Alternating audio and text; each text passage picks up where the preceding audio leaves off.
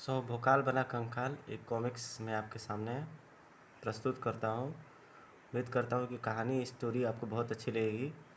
बहुत अच्छी थी इसकी स्टोरी, इसलिए मैंने आपके लिए इस बार सेलेक्ट किया वॉइस मोड में। खचाखच भरे विकास नगर के राज दरबार में आप हमारे राज्य के अत्यंत सम्मानित पुरोहित परिवार के सदस्य हैं, पुरोहित सिमारी जी। आपके पुरखों ने अपने अद्भुत विद्या और विलक्षण ज्ञान की बल पर भविष्यवाणियाँ करके राज्य को आने वाली विपत्तियों से बचाया है। कृपया वर्षों पश्चात आज राज दरबार में अपना प्रयोजन बताकर हमें कृतज्ञ करें। अधीरता और व्याकुलता से भरा हुआ था पुरोहित सिमारी का स्वर। मेरे राज दरबार में आने का प्रयोजन मेरे परिवार पर आने वाला एक ऐसा संकट है महारानी, जिसे रोकने का कोई उपाय नहीं किया जा सकता। हो सकता है वह संकट मेरे परिवार के साथ साथ पहले पूरे विकास नगर और फिर पूरी पृथ्वी को अपनी चपेट में ले ले। ओह, अगर ऐसा है तो हम हर संभव उपायों से आपके परिवार पर आने वाले संकट को दूर करने का प्रयत्न करेंगे, परंतु क्या आप उस संकट के विषय में विस्तार से बताने का कष्ट करेंगे? पहली बार ऐसा हुआ है कि मैं अपनी सारी विद्या ज्ञान का उपयोग करने के बाद भी उस संकट के विषय में नहीं जान पाया, परंतु यह पक्का है कि पूरे विश्व पर ऐसा संकट आने वाला है जो सबसे पहले मेरे परिवार को अपना निशाना बनाएगा। ओह, बोलते बोलते पुरोहित श्रीमाली चौंक उठे। अचानक उनके चेहरे पर आतंक व स्वर में भय भरता चला गया। वो संकट यहीं आ पहुंचा है महारानी, उसका लक्ष्य निश्चित ही मैं हूँ। मुझे बचाइए महारानी। सैनिकों, महारानी के आदेश के साथ ही राज दरबार में उपस्थित सैनिकों ने पुरोहित श्रीमाली को सुरक्षा घेरे में ले लिया और अचानक सैनिकों का वह सुरक्षा घेरा ऐसे टूट गया जैसे मोतियों की माला टूटती है। रुश! मृत्यु से कोई कितना भी भागना चाहे, लेकिन मृत्यु उस तक पहुंच जाती है। शायद तेरे भाग्य में इसी दरबार में मरना लिखा है। आऊ, इस राज दरबार में पुरोहित जी की नहीं, तेरी मृत्यु लिखी है शैतान। ऐसा ना होता तो तू यहाँ मरने कभी नहीं आता। फड़ाक! मेरे स्वामी ने अपने उद्देश्य की लिए 100 तो पुरोहित का ही गिराने को कहा है। अगर पुरोहित का 100 गिराने से पहले मुझे हजारों 100 और भी गिराने पड़े तो मैं हिचकूंगा नहीं। उफ, इसकी आंखों से अत्यंत घातक किरणें निकल रही हैं। मुझे सबसे पहले सभी राज दरबारियों से कहना चाहिए, भाग जाओ यहाँ से, सभी भाग जाओ। मुझे सभी से कोई मतलब नहीं है। मुझे तो मतलब है कि ये पुरोहित ना भाग पाए जिसे मैंने अपना शिकार बनाना है। ओफ, इससे पहले कि वह मेरा या पुरोहित जी की किरणों से कोई आहित करे, मुझे उसके किरणों के स्रोत को प्रहारा की सहायता से बंद कर देना चाहिए। ओह, तू मुझे इतनी आसानी से शिकार नहीं करने देगा। ठीक है, मैं पहले इस वायु गोले से तेरा ही प्रबंध करता हूँ, जिसमें फंसकर तू ऐसे घूमता रहेगा जैसे चक्कर घिन्नी घूमती रहती है। ओफ! सचमुच वायु गोले में फंसते ही ऐसे घुमा भोकाल जैसे चक्कर घिन्नी घूमती है। अब तू ऐसे ही घूमता रहा और अपनी खुली आंखों से देख कि मैं अपनी बंद आंखों से कैसे शिकार करता हूँ। ओफ! उस शैतान ने पुरोहित जी को ऐसे दबोच लिया जैसे सिंह हिरन को दबोचता है। अब अगर मैंने कुछ नहीं किया तो वह एक ही झटके में पुरोहित जी की गर्दन मरोड़ देगा। तुरंत ही भोकाल के कंठ से गूंजा हुआ नाम, भोकाल, जो न सिर्फ साधारण आलोक को महाबली भोकाल बनाकर प्रलयंकारी शक्तियाँ प्रदान करता है, बल्कि उसे संकट के हर तूफान से बचाता है। छोड़ पुरोहित जी को, क्योंकि अब तुझे अपने मृत्यु देवता के पास जाना है। तेजी से लहराकर भोकाल ने उसे अपनी भुजाओं के उस शिकंजे में कस लिया जिनके बल को तुरंत ही पहचाना उस शैतान ने। बहुत जान है तेरे हाथों में। इनकी जकड़ से छूटना आसान नहीं लगता, लेकिन फिर भी तू ना मुझे जकड़ पाएगा ना ही शिकार करने से रोक पाएगा, क्योंकि मैं परछाई के रूप में तेरे शरीर से छूटूंगा और अपना शिकार करके यहाँ से चला जाऊंगा। स्तब्ध रह गए भोकाल को झटका लगा। उस समय आश्चर्य का एक और झटका लगा जब उसकी भुजाओं में जकड़ा हुआ शैतानी जिस्म पानी की तरफ फिसलता चला गया। ओह! और यह भोकाल की हार थी, क्योंकि ना तो वह उस शैतान को रोक पाया था, ना पुरोहित श्रीमाली को बचा पाया था। उफ, आखिर वह शैतान अपने उद्देश्य में सफल हो ही गया, और यह सब मेरे होते हुए धिक्कार है मुझ पर। दुखी मत हो महाबली, तुमने अपना कर्म किया, परिणाम तुम्हारे इच्छानुसार नहीं निकला, इसमें तुम्हारा कोई दोष नहीं। इसलिए पुरोहित जी की मृत्यु के बारे में सोचना छोड़कर उस संकट के बारे में सोचो जिसके कारण पुरोहित जी के प्राण गए। पुरोहित जी की भविष्यवाणी के अनुसार वह संकट शीघ्र ही संपूर्ण विश्व पर छा जाएगा। ऐसा नहीं होगा, मैं उस संकट को सिर उठाने से पहले ही कुचल डालूंगा। लेकिन ऐसा करने से पहले मुझे पुरोहित जी के गांव जाकर उनके परिवार वालों को पुरोहित जी की मृत्यु की सूचना पहुंचाकर उनकी सुरक्षा का कोई प्रबंध करना होगा। पुरोहित श्रीमाली की मृत्यु जिस सूचना को लेकर भोकाल विकास नगर से रवाना हो रहा था, वह तो पहले ही पुरोहित के घर पहुंच गई थी। नहीं, ऐसा नहीं हो सकता। ऐसा ही हुआ है बहन, किसी दुष्ट शैतान ने पुरोहित जी की हत्या कर दी है। उनकी अस्थियां अभी भी राजधानी में ही मौजूद हैं। हे भगवान, यह तूने किस कर्मों की सजा दी हमें? ये तूने हमारे परिवार पर कौन सा संकट डाल दिया? मत रो माँ, मत रो। हम पर जो संकट आया वह दूर होगा। पिताजी असमय काल का ग्रास नहीं बन सकते हैं। याद है दादाजी ने कहा था कि अगर परिवार पर कोई संकट आए तो तुरंत उनसे संपर्क किया जाए, वे सब ठीक कर देंगे। दादाजी पिताजी को दोबारा जीवन प्रदान कर देंगे। मैं तुरंत ही दादाजी से जाकर मिलता। हरी, रुक जा बेटे, अपनी माँ की एक ना सुनी हरिमोहन नाम के उस बच्चे ने। आवेश में घर से बाहर दौड़ता चला गया वह, और इसी के साथ वहाँ मौजूद उस शख्स के अधरों पर रहस्यमयी मुस्कान दौड़ गई। पुरोहित की मृत्यु की सूचना पहुंचवाकर स्वामी का उद्देश्य सफल हो गया। पुरोहित का पुत्र अपने दादा से मिलने निकल पड़ा। मुझे यह सूचना अतिशीघ्र स्वामी तक पहुंचानी चाहिए। उस शख्स का बदलता चेहरा और उस चेहरे पर मौजूद भाव बता रहे थे कि वहाँ कोई गहरी चाल चली जा रही थी, और इस समय उस चाल का मोहरा था पुरोहित श्रीमाली का बेटा हरिमोहन, जो शीघ्र ही जंगल में स्थित इस गुफा में मौजूद था। गुफा का वातावरण उसके मासूम हृदय में कंपन पैदा कर रहा था, लेकिन फिर भी उसके अधरों पर वह थी पुकार, दादाजी, दादाजी। कहाँ कहाँ है दादाजी? कृपया सामने आइए, देखिए हम भय से काँप रहे हैं। ऐसा है तो हमें सामने आना ही होगा। दादाजी। अपने सामने प्रकट हुए उस महात्मा को देखकर बालक हरिमोहन दौड़कर उनसे जा लिपटा। दादाजी।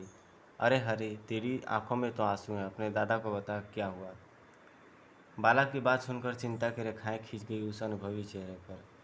ओह, वास्तव में संकट में फंसा हुआ है हमारा परिवार। अगर हमने यह प्रण ना लिया होता कि जब तक हम मानवता की रक्षा के लिए अपना तप पूरा नहीं कर लेंगे, इस पवित्र गुफा से बाहर नहीं निकलेंगे, तो हम उस संकट को दूर करने तेरे स्वयं साथ चलते हरि। लेकिन तू चिंता मत कर, सब ठीक हो जाएगा। तेरे पिता बहुत समझदार हैं, जीवित होकर सब कुछ ठीक हो कर लेंगे, और वो जीवित होंगे इस भभूत से। इस चमत्कारी भभूत को अपने पिता की भस्म हुई अस्थियों पर डाल देना, वो जीवित हो उठेंगे। जा बेटा हरि, अब देर मत कर। अच्छा दादाजी। बालक हरि ने अपने दादा को प्रणाम किया और भस्म की पोटली लेकर गुफा से निकलकर घर की तरफ भाग खड़ा हुआ।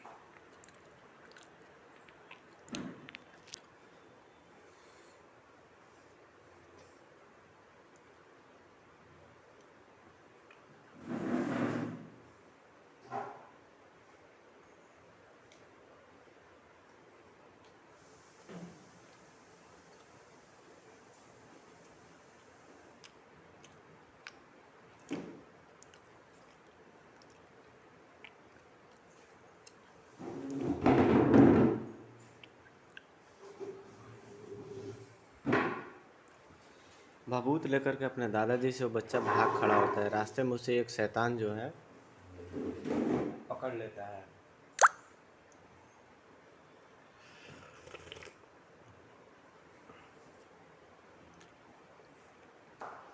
और वह उससे भभूत की डिमांड करता है। भभूत उससे मांगता है, लेकिन बच्चा उसे नहीं देता। उसके गोद से छूट करके वह फिर तेजी से आगे की ओर भाग खड़ा होता है। वह उस पर प्रहार कर देता है। तभी वहाँ पे भूकाल आ जाता है। बच्चों पर अपनी शक्ति का प्रहार करना कायरता है, दुष्ट, और इस कायरता का दंड मृत्यु दंड है। जब मैं पुरोहित जी के घर पहुंचा तो उनकी पत्नी ने मुझे बताया कि उनके पति की मृत्यु का समाचार मुझसे पहले ही उन तक पहुंच चुका है। मैं हैरान रह गया कि मुझे इससे पहले यहाँ कौन पहुंच गया। लेकिन जब मुझे पता चला कि अपने पिता की मृत्यु की सूचना पाते ही उनका पुत्र अपने दादाजी से मिलने भाग खड़ा है, तो मैं समझ गया कि कोई चक्कर है। बस फिर मैं इधर का रास्ता पूछकर तुरंत ही इधर चल पड़ा। भोकाल, तुझे तेरी कायरता का भरपूर दंड देगा दोस्त। भोकाल आह।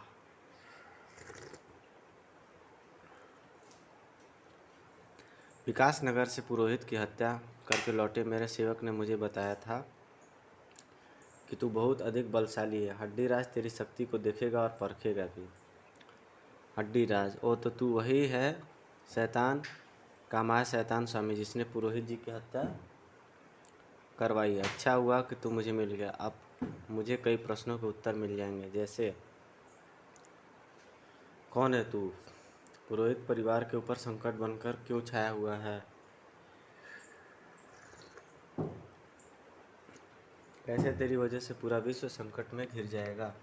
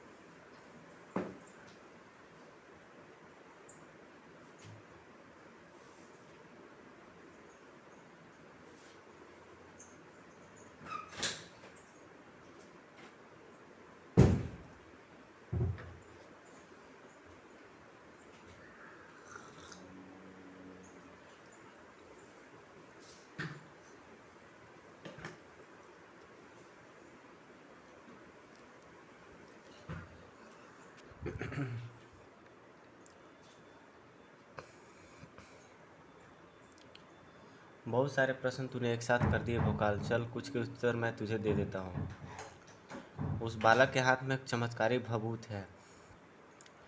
उसके लिए मैंने पुरोहित की हत्या की, क्योंकि जो इस भभूत को दे सकता है वह ऐसी पवित्र गुफा में मौजूद है जिसमें पुरोहित परिवार के सदस्यों को छोड़कर ब्रह्मांड की कोई भी दुष्ट शक्ति प्रवेश नहीं कर सकती। इसलिए मैंने उस भभूत को पुरोहित परिवार द्वारा ही प्राप्त करने की योजना बनाई थी। आज मेरी वह योजना सफल हो गई है। उस थैली से भरी भवित पवित्र गुफा से बाहर आ गई है।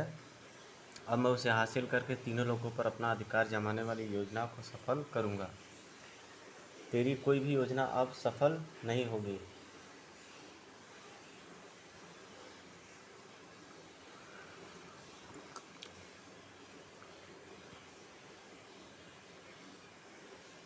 भोकाल तेजी से वार करने वाले हड्डीराज की तरफ बढ़ा।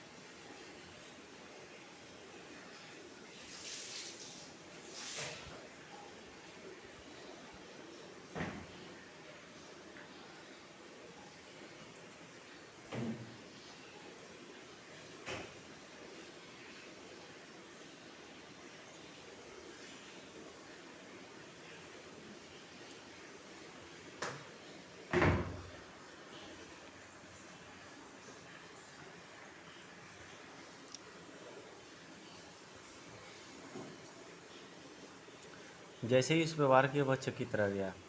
पलक झपकते ही भोकाल को सारा माजरा समझ आ गया। यह हड्डीराज का वास्तविक रूप नहीं, उसका प्रतिरूप मात्र है। ठीक पहचाना भोकाल, तुझे देखते ही मैंने यह रूप धारण कर लिया, और ऐसा मैंने इसलिए किया क्योंकि मैं अपने उद्देश्य को पूरा करने से पहले किसी से भिड़ना नहीं चाहता। गाइस, वॉइस मोड में अभी तक की स्टोरी इतनी ही। इसकी नेक्स्ट पार्ट मैं जल्द ही आपके सामने कुछ ही घंटों में अपलोड कर दूँगा। तो जो भाई बंधु ने मेरे चैनल को सब्सक्राइब नहीं किया है, प्लीज़ वो चैनल को सब्सक्राइब कर दें, लाइक कमेंट शेयर भी कर दें, और कमेंट ज़रूर करें ताकि मैं समझ सकूं कि आप कौन सी कॉमिक्स चाहते हैं या फिर आपकी डिज़ायर कौन सी है। Thank you guys, thank you very much.